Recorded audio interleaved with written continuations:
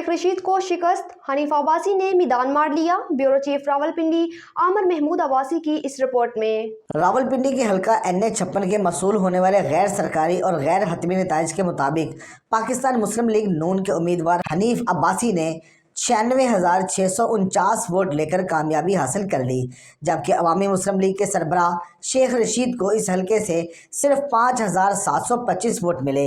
तहरीक इंसाफ के हमायत याफ्ता आज़ाद उम्मीदवार शहरयार रियाज ने 82,613 वोट लेकर दूसरी पोजीशन हासिल की।